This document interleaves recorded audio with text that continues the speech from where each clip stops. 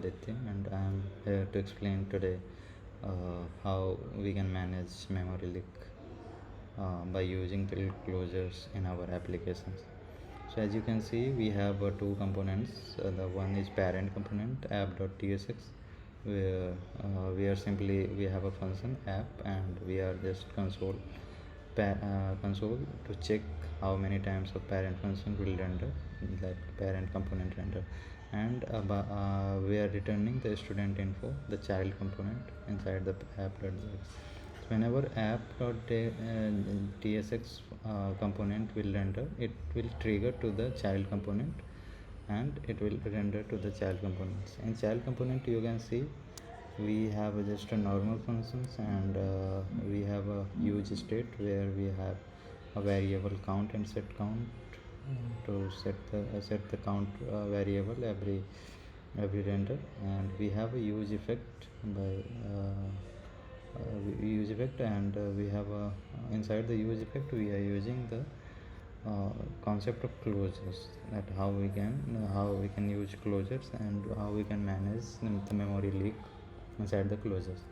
So we have like one variable that I am storing inside this variable as set timeout reference of this function, the set timeout function, as this is the default web API of the JavaScript. So I'm storing this time. So set timeout, if you have knowledge in JavaScript, that set timeout will return the something number of time, or you can say that memory reference or something like that. So it will store into the time variable, and we are just and as you already know, like use effect have unmounting things to by returning the functions that we can if we have any add event listener or any timeout functions or any functions that should be unsubscribed on the amount of that component. So we can do by returning the functions inside the use effect.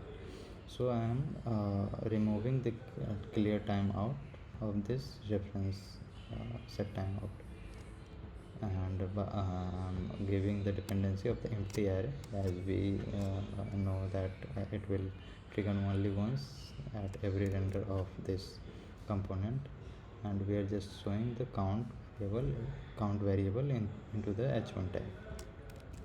So if I remove this return functions from here, and let me remove this one too, and if I go to the browser and refresh that one, so what it happened, like initially we have set to 0, and it is triggered. As you can see, the parent component will render 2 times, so it will trigger the child component 2 times.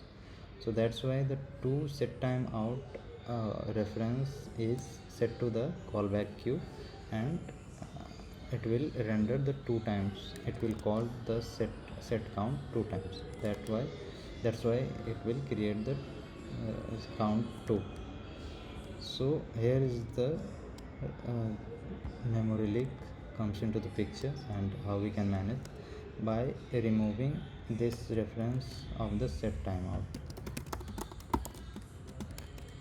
So I'm setting the reference this variable into this variable, setting this function into this variable, and removing the clear timeout by using the clear timeout. So every render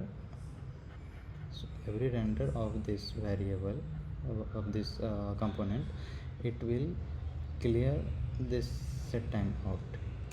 So now if I refresh this browser, so it will still parent component will render has rendered the 2 times, but you can see the child component is increased to only 1 times, because the first after the render we just clear out this set timeout reference. So that's why that's how we can manage into the ReactJS. So like I'm just giving example in the set timeout. if you have add event listeners, something like that, button dot add event listener, mm, inside some functions, inside some click functions or anything.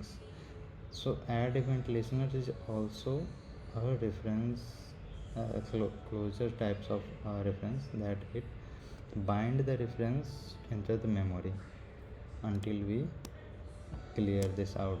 So we have atm dot remove event listeners, so we can remove it. So every event that you setting in the component, you should unsubscribe after this uh, component will render. So thanks for watching, and please follow this channel for more interesting videos. Thank you everyone.